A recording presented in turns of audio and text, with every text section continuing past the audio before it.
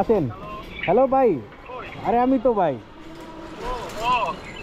এই যে এদিক দিয়ে এদিক গেট লাগানো সব মানে এই দিকে ঢুকাই দিচ্ছে, তার মানে সায়েন্স ল্যাবে কোনো একটা মনে করছি অটো রিক্সার গ্যাঞ্জাম। পরে দেখলাম সিটি কলেজ আর ঢাকা কলেজ মারামারি। বড় ভাই অনেকবার চিল্লায় কইছে এক লাইন করতে, করেন না কেন? আসসালামু আলাইকুম, hello happy people, welcome to another new video. আশা করি সবাই ভালো এবং সুস্থ আছেন। আলহামদুলিল্লাহ আমিও ভালো আছি। ভাই, রাইড শেয়ারে যেদিন আপনার লাক ফেভার করে ওই দিন দেখবেন কি ট্রিপ একটার পর একটা খালি আসতেই আসে। এমনকি লাস্টের ট্রিপটাও আপনাকে একবারে আপনার বাসার সামনে নিয়ে যাবে। ওই যে আছে না কিছু সিনেমাতে নায়ক আর নায়িকা কত বন জঙ্গল চড়াই উতরাই পার দিয়া দুজন দুজনরে খুঁজে পায়, একসাথে মিলিত হয়। সেম ওই রকম আজকে আমারও হ্যাপি এন্ডিং হয়েছে। তাহলে চলেন দেরি না কইরা ভিডিওটা উপরালার নাম নিয়ে বিসমিল্লা করি। আজ নভেম্বর মাসের 20 তারিখ, রোজ বুধবার, সময় এখন সকাল 10টা। আমার ভিডিওটা শুরু হচ্ছে ভিক্টোরিয়া পার্কের 4 রাস্তার মোড় থেকে। আজকেও আমি আইসা দাঁড়াইছি স্ট্যান্ডে। এখন দাঁড়ানোর সাথে সাথেই দেখলাম পাঠাওটা বাইজা উঠছে। চলে গেলাম যাত্রীকে পিক করতে। এই আসসালামু আলাইকুম। Shahbag, yeah sorry Dhaka medical. Dhaka মেডিকেলে ওই যে আপনার আমি বিল্ডিং এতে যাবো আপনার ওই সাইডটা। এই চলেন। ইয়ে শহীদ মিনার। হ্যাঁ হ্যাঁ ওই সাইড আপনি ওই বার্নিং রোডের পাশ দিয়ে সোজা যাবেন, যে মোড়টা আছে মোড়ের ওই জায়গায় নামানো যাবে। ও আচ্ছা, বুঝতে পারছি, চলো। প্রথম যাত্রীকে পিক করছি সিএম কোর্টের সামনে থেকে। গন্তব্য হইল ঢাকা মেডিকেল চাংখারপুল। ভাড়া আসছিল 88 টাকা, ওনার ডিসকাউন্ট ছিল 14 টাকা এবং পাঠাও কমিশন যায় 15 টাকা। ভাই, আমার যে যাত্রী উনি কিন্তু ইন্ডিয়ান। ওনারে আমি প্রথমেই জিজ্ঞেস করছি ভাই আমাদের আপা কেমন আছে, কিন্তু উনি জানে না। যাই হোক, তার সাথে র্যাপিডো নিয়ে কথা হইলো। ইন্ডিয়ায় নাকি র্যাপিডো একটা অ্যাপ আছে পাঠাওয়ের মতো, ওটা নাকি অনেক জনপ্রিয়। আর উবারের চেয়ে নাকি ওই র্যাপিডোটাই বেশি চলে। আর ভাই, ইন্ডিয়ান মানুষজন মানে কথা বলার স্টাইল দেখলেই না আমার একটু কেমন জানি লাগে। ওনার কথাগুলো শুই না খালি আমার হাসি পাইতেছিল। এখানে কি কাজে আসছেন না আড্ডা মারতে আসছেন? আরে আর কার্ডটা কি বলেন আপনি? ডকুমেন্টস নিতে এসেছি। আচ্ছা আচ্ছা।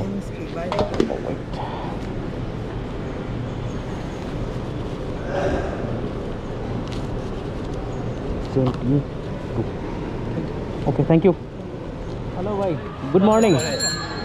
ভাইয়া আপনাদের এইখানে আসার কি এটা ছাড়া অন্য কোনো ওয়েই নাই? হ্যাঁ বুঝতে পারেন, আরেকবার বলেন। এই রোডটা ছাড়া অন্য কোনো ওয়ে নাই আর? এখানে আসার কোনো ওয়ে নেই। কারণ আসতেই যদি 15-20 মিনিট লাগে যায়, কোনো রাইডার আসতে যাবে না। না এটা ভাই সমস্যা, এই জন্য তো আপনাকে জিজ্ঞাসা করলাম যে ভাই কারণ রোড ঠিক আছে, রোড অল্প কিন্তু জ্যাম ধরো।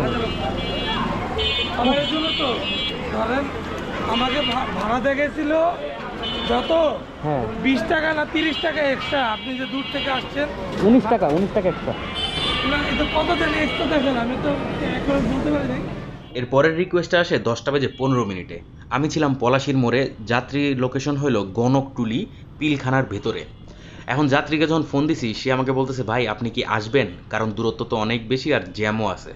আমি দেখলাম ভাই পাঠাও এই ট্রিপে 19 টাকা দিতেছে, হইলো পিক আপ বোনাস। আমি বললাম হ্যাঁ ভাই আমি আসতেছি, সমস্যা নাই, কতটুকু আর দূর হবে। কিন্তু ভাই যখন পিলখানার ভিতরে ঢুকলাম, আজিমপুরের কবরস্থানটা পার হওয়ার পরেই দুনিয়ার জ্যাম শুরু হইলো। ঢোকার সময় 3বার খালি কোচাই লাগলো আমার ঠ্যাঙের ভিত্তে ওই রিক্সার চাক্কার। ভাই আমি আজকে শিক্ষা হয়ে গেছে, এরপর ভাই সকালবেলা এই রোডে আমি জীবনেও ঢুকুম না।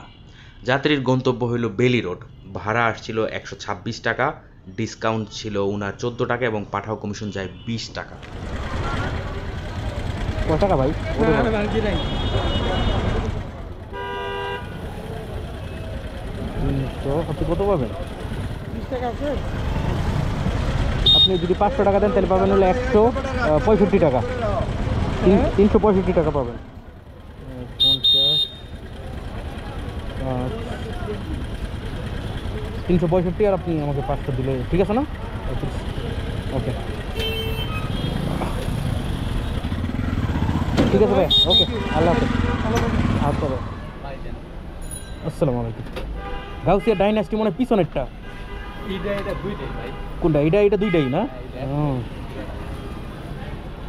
আপনি যখন লেখছেন গাউসিয়া ডাইনাস্টি আমার মনে পড়ছে আমি আসার সময় কই জানি দেখছি। ট্রাফিক অফিসটা কোনটা চিনেন? জি জি। ট্রাফিক অফিস, কি office? Traffic office. Traffic office. এটা পুলিশ ক্লিয়ারেন্সের হেডকোয়ার্টার সামনে, মানে পুলিশ ক্লিয়ারেন্স তোলে সোজা যে হাতের ডান দিকে পুলিশের হেডকোয়ার্টার। ট্রাফিক অফিস না ওইটা? এটা ট্রাফিক অফিস না তো। এর পরের রিকোয়েস্টটা আসে 11টা বেজে 10 মিনিটে। যাত্রীকে আমি পিক করছি শান্তিনগর কর্ণফুলির সাইডে যে গলি আছে ওইখান থেকে এবং গন্তব্য হলো যাত্রাবাড়ি কাজলা। ভাড়া আসছিল 152 টাকা, ডিসকাউন্ট ছিল 15 টাকা, পাঠাও কমিশন যায় 17 টাকা। যাত্রী আমারে যে ডিসকাউন্ট 10 টাকা ওইটাও আমার দিয়ে দিছিল এক্সট্রা। ভাই আসেন আজকে কিছু সমসাময়িক বিষয় নিয়ে আলোচনা করি, মানে বর্তমানের হট টপিক। এই খবরটা দেখেন, এটা হলো কয়েকদিন আগের, 4-5 দিন আগের। আমাদের যে পল্টন আছে ওইখানে 4 রাস্তার মোড়ে বাস আর ট্রাকের সংঘর্ষ হয়েছিল মুখোমুখি, এবং বাসটা যে একটা ব্যাটারি রিক্সার উপরে পড়ছিল। আর ব্যাটারি রিক্সায় ছিলেন এই যে এই ভদ্রলোক, উনি অফিসে যাচ্ছিলেন এবং উনি জায়গার মধ্যে spot dead. May his soul rest in peace. এখন ওই ব্যাটারি রিক্সাটা যদি মেন রোডে না উঠতো তাহলে কিন্তু এই লোকটা আজকেও অফিস করতে পারতো। তারপরে এই নিউজটা দেখেন, এটা হলো জাহাঙ্গীরনগর বিশ্ববিদ্যালয়ের এক ছাত্রী, তারে অটোরিকশা ধাক্কা দিছে এবং তারে এনাম মেডিকেল কলেজে নিয়ে যাওয়া হয়, তারপর ওইখানে তাকে মৃত ঘোষণা করা হয়। এখন ওই অটোরিকশাটাও যদি মেন রোডে না উঠতো না তাহলে এই ছাত্রীটাও আজকে ক্লাস করতে পারতো। এই নিউজগুলো দেখার পর কার না খারাপ লাগে বলেন? কিন্তু গতকালকে যখন রাতের বেলা দেখতে পেলাম যে 3 দিনের মধ্যে বন্ধের নির্দেশ, ঢাকার রাস্তায় চলবে না আর অটোরিকশা, ব্যাটারি চালিত রিক্সা সব বন্ধ, এগুলো দেখার পর না খুব ভাল লাগলো। এবং মনে হলো যে আমাদের ইন্টারিম গভর্নমেন্ট, ডক্টর ইউনূসের যে সরকার, তাদের এই 100 দিনের মধ্যে সবচেয়ে বেস্ট যে ডিসিশনটা আছে সেটা হলো এইটা। কিন্তু ভাই সবচেয়ে বড় চ্যালেঞ্জ হলো এটা কার্যকর করা। এই দেখেন আজকে তারা আন্দোলন করছে, ইভেন কি খবরের মধ্যে তারা বইলেও দিছে অটোরিকশাওয়ালারা যে শেখ হাসিনা সরকার অটোরিকশা উঠাইতে পারে নাই, এরাও পারবে না। এর মানে কি? এর মানে হলো মানুষ মরলে মরুক, দেশ গোল্লায় যাক যাক, আমরা যা মন চাই তাই করব, এটা হলো তাদের কথা। এখন আমার মতামত হইলো ভাই অটোরিকশা বন্ধ করতেই হবে ঢাকা এবং দেশের সকল হাইওয়ে থেকে। আপনাদের কি মতামত একটু প্লিজ কমেন্টে জানাবেন। আমার 50 টাকা ডিসকাউন্ট আসছে, 10 টাকা দিয়ে দিলাম বেশি। ঠিক আছে ভাই, ঠিক আছে, ধন্যবাদ, সালাম আলাইকুম। আগের যাত্রীকে নামানোর সাথে সাথেই পাঠাওতে আরেকটা রিকোয়েস্ট আসছে। যাত্রী ছিল রায়েরবাগ। আমি যাত্রীর ফোন দিয়ে বললাম ভাই আমি আসতেছি, কিন্তু যাত্রী বলল ভাই আপনি তো অনেক দূরে আছেন, আপনার অনেক সময় লাগবে, আমি ক্যান্সেল করে দিলাম। পরে সে ক্যান্সেল করে দিল। আমি তখন কাজলার নিচ দিয়ে ওই পারে যাচ্ছিলাম এবং ওই পারে যাওয়ার সাথে সাথেই পাঠাওতে আরেকটা রিকোয়েস্ট চলে আসলো। আসসালামু আলাইকুম ভাই, আপনার মোবাইলে ফোন ঢুকে না? মোবাইলে তো ফোন ঢুকতেছে না। আমি কল দিতেছিলাম। ও আচ্ছা, এই জন্যই। আমি কেটে দিলাম। মানে কোনো রিংও বাজে না, কিছুই বাজে না, এই জন্য ভাবলাম কি হইলো না হইলো। এরপরের রিকোয়েস্টটা আসলো 11:45 যাত্রীর পিক করছি দুনিয়া ইউনিভার্সিটি কলেজের সামনে থেকে। গন্তব্য হলো কেয়ারি প্লাজা, ধানমন্ডি। যাত্রীর ভাড়া আসছিল 195 টাকা এবং পাঠাও কমিশন যায় 21 টাকা। যাত্রী নিয়ে যখন ঢাকা কলেজের সামনে দিয়ে যাচ্ছিলাম তখন সব কিছু নর্মাল, চারিদিকে ফটফটা রোদ এবং সবাই সবার কাজে ব্যস্ত। কিন্তু এইটাই যে বিকালবেলা যুদ্ধক্ষেত্রে পরিণত হবে কে জানতো বলেন?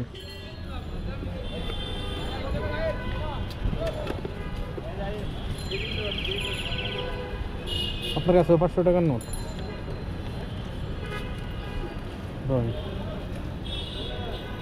ধন্যবাদ ভাই। আসসালামু আলাইকুম। মিরপুর 1 নম্বর না? 60 ফিট, হ্যাঁ ধরো। এর পরের রিকোয়েস্ট আসে 12:45 যাত্রীকে পিক করছি বাংলাদেশ মেডিকেলের সামনে থেকে এবং গন্তব্য হইল 60 ফিট। যাত্রীর ভাড়া আসছিল 138 এবং পাঠাও কমিশন যায় 8 টাকা। দূরত্ব ছিল 6.5 কিলোমিটার এবং সময় লাগে 25 মিনিট। ভাই আপনারা অনেকেই আমাকে জিজ্ঞেস করছেন যে 1 লাখের ভেতরে কোন গাড়িটা বেস্ট হবে রাইড শেয়ারের জন্য। বাজেট যদি 1 লাখ বা তার কম হয় তাহলে এই গাড়িটাই নিয়ে নেন যেটা আমি এখন চালাইতেছি। ভাই এই ইগনাইটর গাড়ি যদি 20 থেকে 30 হাজার কিলোমিটারের মধ্যে চলা হয় সেটার দাম হবে সর্বোচ্চ 70 থেকে 75 হাজার। এর কিন্তু 1 টাকাও বেশি দিয়ে আপনারা কিনতে যাবেন না।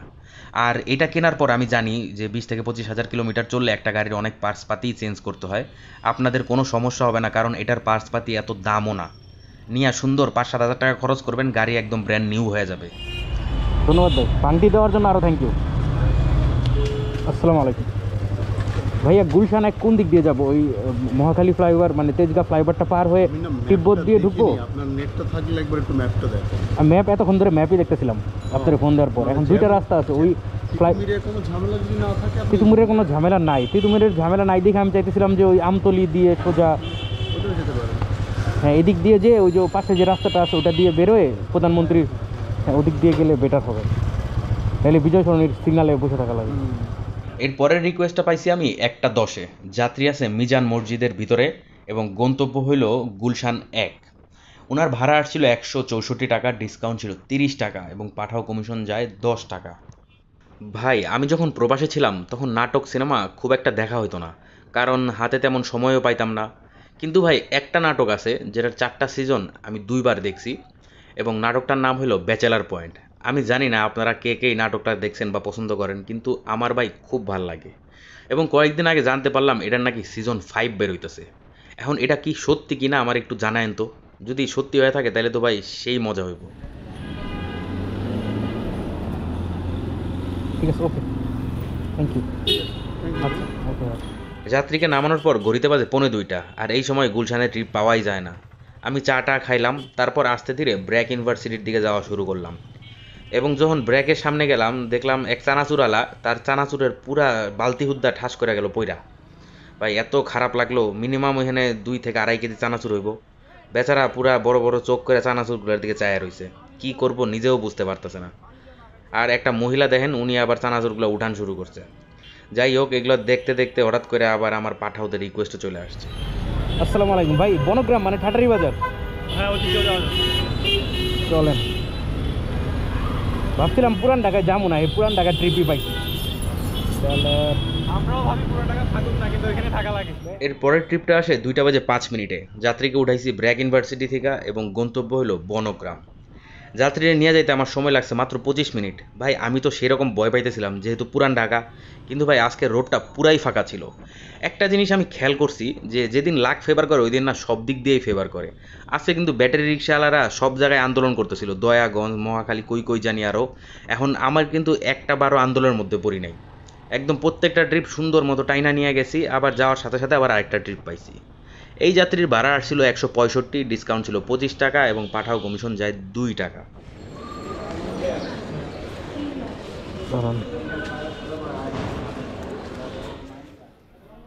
Thank you. যাত্রীর কাছ থেকে ভাড়া নিয়ে মাত্র বাইকটা ঘুরাইছি, ঘড়িতে বাজে 2:30, আর তখনই ঢুকে গেল আরেকটা ট্রিপ। যাত্রী আছে ওয়ারি বাটার সামনে, গন্তব্য হলো তালতলা মার্কেট। যাত্রীর ভাড়া 118 টাকা এবং পাঠাও কমিশন যায় 3 টাকা। আসসালামু আলাইকুম ভাইয়া, খিলগাঁও যাবেন না?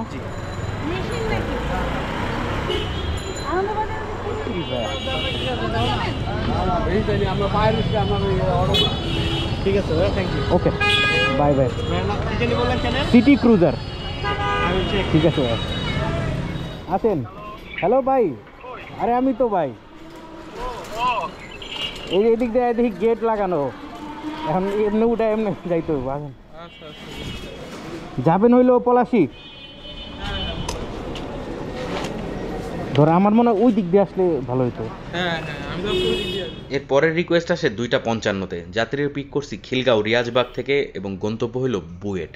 যাত্রীর ভাড়া আসছিল 149, ডিসকাউন্ট ছিল 35 টাকা এবং পাঠাও কমিশন যায় 1% 2 টাকা। 60 টাকা পাবেন। 50, 10।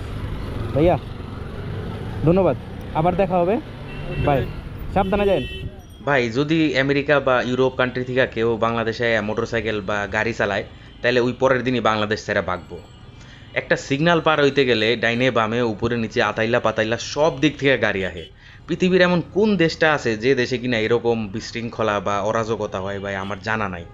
সব মানে এই দিকে ঢুকাই দিচ্ছে, তার মানে সায়েন্স ল্যাবে কোনো একটা মনে করছি অটো রিক্সার গ্যাঞ্জাম, পরে দেখলাম সিটি কলেজ আর ঢাকা কলেজ মারামারি। চলেন। এর পরের রিকোয়েস্টটা আসে 3:30। যাত্রী আছে নিউ মার্কেটে, তাকে আমি ফোন দিলাম। সে আমার বললো যে ভাই আপনি এদিকে আইসেন না, আমি আপনার কাছে আসতেছি, আপনি ঢাকা ইউনিভার্সিটির মুখে দাঁড়ান। আর আমি এর কাছে কেমনে যাবো? তখন হইলো ঢাকা কলেজ আর সিটি কলেজের মধ্যে ডিস্টিং চলতেছে, সব গাড়ি ঘোড়ার জ্যাম ওই জায়গায়। আমি তার জন্য প্রায় 15 মিনিট অপেক্ষা করলাম। যাত্রী গেছিলো আবার শীতের জন্য জামা কাপড় কিনতে, জ্যাকেট ট্যাকেট কিনা, তারপর আইসে। তার গন্তব্য হইলো বাসাবো। ভাড়া আসছিল 150 টাকা, ডিসকাউন্ট ছিল 30 টাকা, পাঠাও কমিশন যায় 2 টাকা। আমি তার জন্য অনেকক্ষণ অপেক্ষা করছি, এই জন্য সে আমার 20 টাকা বাড়াইয়া দিছিল। আর ভাই একটা জিনিস আমি বুঝতেছি না, বিগত 2 দিন ধরে আমার পাঠাও অ্যাপে খালি একটা বোনাস দিতেছে, মানে দুপুর 12টা থেকে 4টা পর্যন্ত 120 টাকা। কিন্তু ভাই 2-4 দিন আগেও কিন্তু 3টা করে বোনাস দিত, সকালে একটা, দুপুরে একটা, আর বিকালে একটা। এখন এটা কি খালি আমার একারই নাকি আপনাকেও একই অবস্থা একটু জানায়েন? যদি এরকম হয় তাহলে আমার পাঠাও অফিসে যাইতে হবে। 20 টাকা ভাঙতি নাই ভাই, 20 টাকা ভাঙতি নাই কত আছে বেশি ভাঙতে? আমার কাছে আছে, আর সমস্যা নাই, হবে। 10, 20, ধরুন 50 টাকা থাকার কথা। আপনি আবার কি আরো 60 টাকা 40 টাকা এই যে 50 টাকা আছে তো, এত ধরে 40 টাকা হবে? ওকে, ঠিক আছে ভাই, থ্যাংক ইউ। ওয়ালাইকুম সালাম। যাত্রীকে নামাইছি 4:15। তারপর গেলাম বৌদ্ধ মন্দিরের অপোজিটে, ওখানে একটা বাইক স্ট্যান্ড আছে, ওখানে অনেকেই দাঁড়ায় রয়েছে, ওখানে যা দাঁড়াইলাম তাদের সাথে গল্প গুজব করতেছিলাম। মনে মনে ভাবতেছিলাম একটা যদি পুরান ঢাকার ট্রিপ পাইতাম তাইলেই ভালো হইতো। 5 মিনিটের মতো দাঁড়ায় রয়েছি, হঠাৎ করে একজন লোক এসে আমাকে জিজ্ঞেস করতেছে, ভাই মিটফোর্ট যাবেন নাকি? কি বলেন? চলেন ভাই, যা আছে কপালে জায়গা। যাত্রী আমাকে যখন জিজ্ঞেস করছে যে ভাই ভাড়া কত নেবেন, আমি বলছি ভাই 150 টাকা দিয়েন, কারণ ম্যাপে আমি দেখছি দূরত্ব হইল 6.5 কিলোমিটার। পাশ থেকে আরেকজন যে বাইকার দাঁড়ায় রয়েছে, যার সাথে গল্প করতেছিলাম, সে আমার একটা ঝাড়ি দিয়ে বলল, ধর্মিয়া আপনি কি চিনেন নাকি মিটফোর্ট? 200 টাকার নিচে ভাড়াই হয় না। সে যাত্রীরা বলল, ভাই 170 টাকা দিয়ে দিয়েন, উনি মিটফোর্ট চিনে না তাই ভাড়া বলতে পারতেছে না। ভাই আমি নাকি মিটফোর্ট চিনি না, যেখানে আমার জন্ম হয়েছে ওই জায়গাটা আমি চিনি না। যাই হোক, যাত্রীরা নিয়ে আমরা রওনা দিয়ে দিছি। উনারে নিয়ে যাইতে সময় লাগছে 25 থেকে 30 মিনিটের মতো। আর উনি পরে খুশি হয়ে আমার 10 টাকা বাড়ায় দিছে, মানে 160 টাকা দিছে। আপনার কাছে হইলো 500 টাকার নোট না? হইলো 200, এটা আছে একটা 200 টাকা তো আছে, 300, কত রকম 60 রাখি, রাখেন, আল্লাহ খুশি।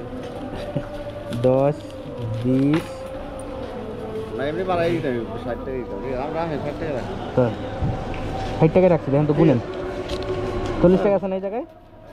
হ্যাঁ চলে যান। 40, ঠিক আছে ভাই, ওকে, সময় মতো পৌঁছাই দিলাম, ধন্যবাদ, আসসালামু আলাইকুম।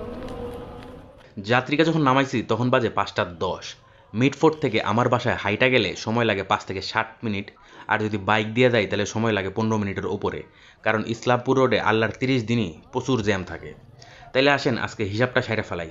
সকালে বেরোইছিলাম 10টায় এবং বাসায় ঢুকতেছি ধরেন 5টায়, তাইলে আমি 7 ঘন্টা রাইড শেয়ার করছি, এবং এই 7 ঘন্টায় পাঠাওতে আমি 10টা ট্রিপ কমপ্লিট করছি। 120 টাকা বোনাস সহ কামাইছি 1523 টাকা, আর যে খ্যাপ মারছিলাম ওইটাতে পাইছি 160।